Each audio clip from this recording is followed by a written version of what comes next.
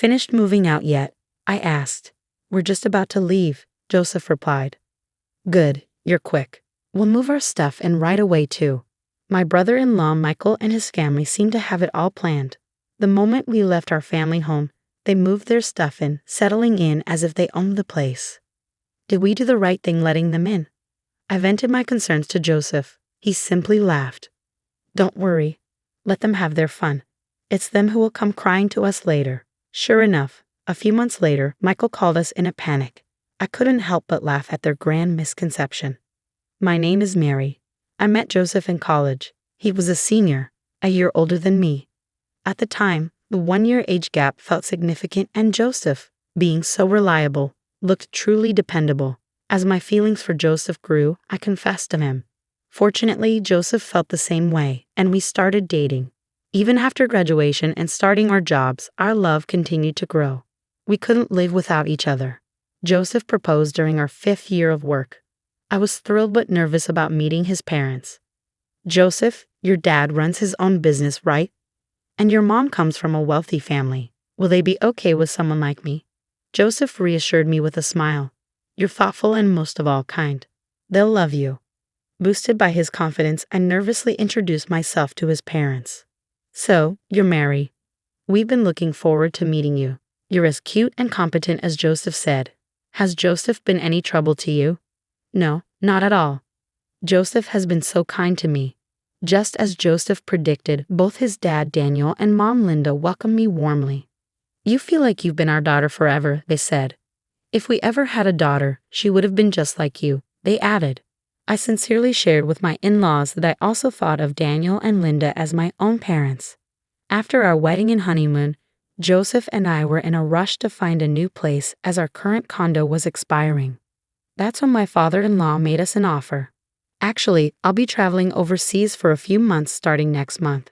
It's a pretty laid-back job, so I was planning on taking my wife along for some sightseeing. Why don't you live in our house while we're away and take your time finding a new place? Really? That would be amazing for us. Struggling to find a good property, it was an offer we couldn't refuse. If you don't find a place you like, you can continue living here. I didn't miss the words of my mother-in-law, spoken with a hint of reserve.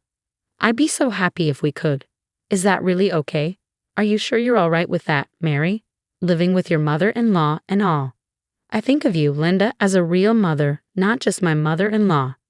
Joseph's family home is quite a mansion with multiple rooms. Although not built for 2 families, it's more than spacious, with guest restrooms and 2 bathrooms. There's only 1 kitchen, but it was easier for me to alternate cooking for 4 people with my mother-in-law than preparing meals just for the 2 of us. We had a good relationship with my in-laws, so there were only benefits to living with them. We gratefully accepted their offer and started our new life in Joseph's family home. After we moved, they hosted a housewarming party and invited all the relatives. You're the guest of honor. Just sit and enjoy, my mother-in-law told me. I found it equally enjoyable to hear stories from relatives I usually didn't get to see. You really found a considerate woman, Joseph, the relatives would say each time my mother-in-law and I exchanged smiles. Then I realized something was off. Joseph's older brother wasn't there. Joseph is the 2nd son and has an older brother named Michael, 2 years his senior. While most of the relatives showed up, Michael and his wife were noticeably absent. Daniel, where are Michael and his wife today? I asked my father-in-law. He looked a little downcast as he replied, They're fine. Don't worry about them. When I looked puzzled, my mother-in-law elaborated. Michael used to always come to these things, but ever since he married Jessica, he's been distant. I had heard from Joseph that his mom always favored the eldest son, and she seemed to greatly dislike Jessica for changing her beloved son. In the end, Michael and his wife never showed up that day. Joseph and I sent a moving and greeting letter to their home afterward. A few days later, I received a phone call from Michael. Is Joseph there? His voice was curt. Michael, Joseph is at work today. Can I take a message? You're Joseph's wife, right, Mary? Yes, it's been a while. Why are you 2 living in the family home? Huh? This is a moving notice. The new address is my parents' house, isn't it? Yeah, well, Daniel and the others recommended it, so we've been graciously living here. When I heard about your housewarming, I thought how audacious you were to use my parents' house. But I never thought you'd actually be living there. You've got some nerve. It was clear Michael didn't like that we were living at his parents' home. Phone calls aren't cutting it. I'm coming over this weekend to talk.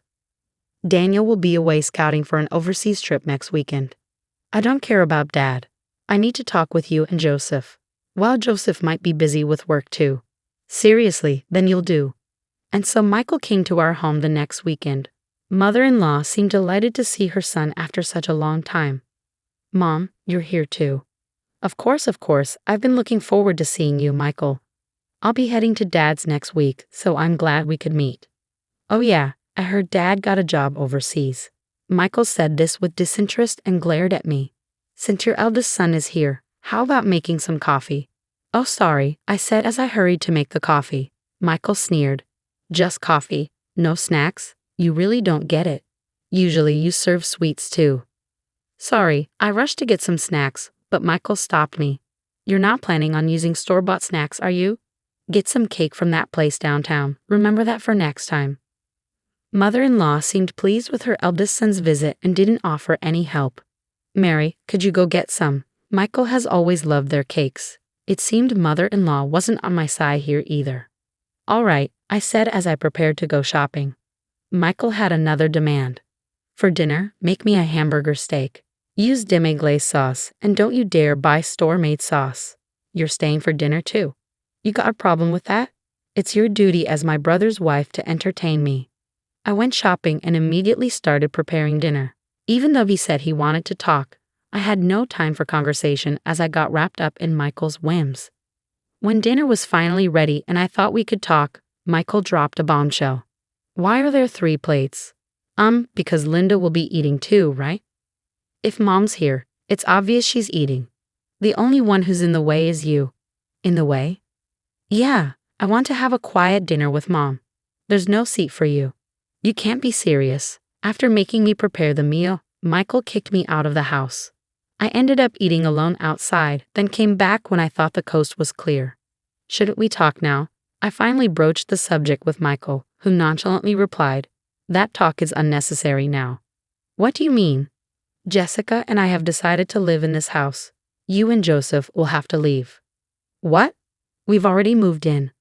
Don't you think it's better for me, the eldest son, to stay in this house? Mom, my mother-in-law looked regretful as she spoke to me. Mary, I apologize. Michael finally seemed to be stepping up as the eldest son, which gave my mother-in-law peace of mind. Upon hearing his mom's words, Michael grinned smugly. See, even Mom agrees with me. So get your stuff packed and move out, Michael said, leaving in a good mood. Caught off guard, I was alone in the bathroom when Joseph finally came home from work. What's wrong, Mary? He asked. I relayed what Michael had told me. Michael said that. I can't believe he treated you so poorly. Joseph was furious and reported the situation to his father overseas. After talking to his father, Joseph said to me, I'm sorry you had to go through this. Let's move out and live on our own. Encouraged by Joseph, I started packing our belongings. Just when we were about to leave, Michael called. Are you done moving? We're about to leave. Good, you're quick. We'll be bringing our stuff over soon. As soon as we left, Michael and his family moved their belongings into the house, acting as if it were their own. Did we make the right choice? I asked Joseph, seeing Michael and Jessica do as they please. Don't worry about it. Let them do what they want. They'll be the ones regretting it later, Joseph reassured me. And just like Joseph said, a few months later, Michael called us in a panic. Hey, Dad and Mom just contacted me. They said they're coming home from the airport. What's going on? Isn't it obvious? Their assignment overseas is over, so they're coming back. I thought they'd be staying there for a while. I didn't hear anything about them coming back. I thought this house was handed down to us. Originally, we planned to live together once they returned. You knew that when you pushed us out to live here, didn't you? Jessica would never agree to live with them. But their belongings are still in the house, right? Where did you think they'd live once they got back? Michael got defensive. I thought they left the stuff they didn't need here. You sold it. You sold their belongings. Yeah, Jessica said we should make money off it if it's not needed. My in-laws had left behind valuable items like jewelry and watches. If they sold those, it would sum up to a lot of money. So where's the money now? It's gone. We spent it like a bonus. What happens if they find out? I guess it's only a matter of time then. Damn, what should I do? Mary, can you come over and help? Help? Why should I? Ah, so you're mom's favorite over Jessica, aren't you? Help me out by making it look like Jessica instigated all this. Protecting the eldest son is the duty of a brother's wife. Don't kid yourself. No way I'd ever lift a finger for a disrespectful couple like you. Please, I apologize for everything up until now. An apology won't change anything. You should atone for your own mistakes. That's the rule of the eldest son, isn't it? Ignoring Michael's pleading voice on the other end of the line, I hung up the phone and then talked to Joseph. Joseph chuckled. Yeah, because there's no way Jessica, who never got along with Dad and Mom, would agree to move back in. Dad even said to live wherever we want until they give up and move out. He's covering all the moving and rental costs. I see. So Joseph, who had been quite angry with Michael's presumptuousness, so easily decided to move out because he knew this. I figured if I told you, Mary, you'd probably tip them off. Sorry for keeping quiet. No worries. I feel much better now. Michael and Jessica were stuck waiting for my parents-in-law because they had nowhere else to go, with no savings and a canceled lease. When my parents-in-law returned home from the airport, they were furious to find their belongings sold off. I never thought you'd be this irresponsible. You're not worth retraining. Get out now. Wait, I didn't think you were coming back. I thought Jessica and I could live here. Isn't Mom on my side? Even mother-in-law couldn't cover for him. Michael never intended to live with us. I was a fool to hope he'd change. My parents-in-law handed Michael and Jessica the bills for the jewelry and watches they had sold and kicked them out. We can't pay this. We have nowhere to live. That's right. I'm not even working, Jessica pleaded. Father-in-law shouted at the knave couple. Unbelievable. You spend money you can't repay in a matter of months. Being jobless is no excuse. Work and pay it back. The stern voice of father-in-law finally got through to them. Jessica began juggling multiple part-time jobs, using all her earnings for repayment.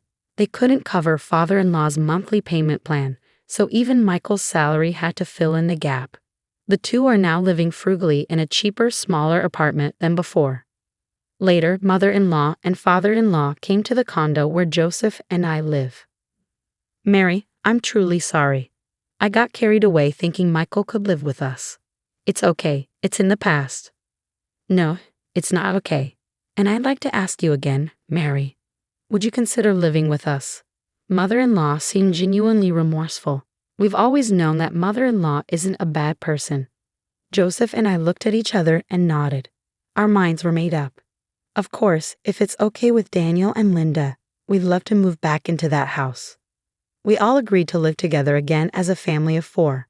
I feel like this incident has strengthened the bond between my in-laws and me even more.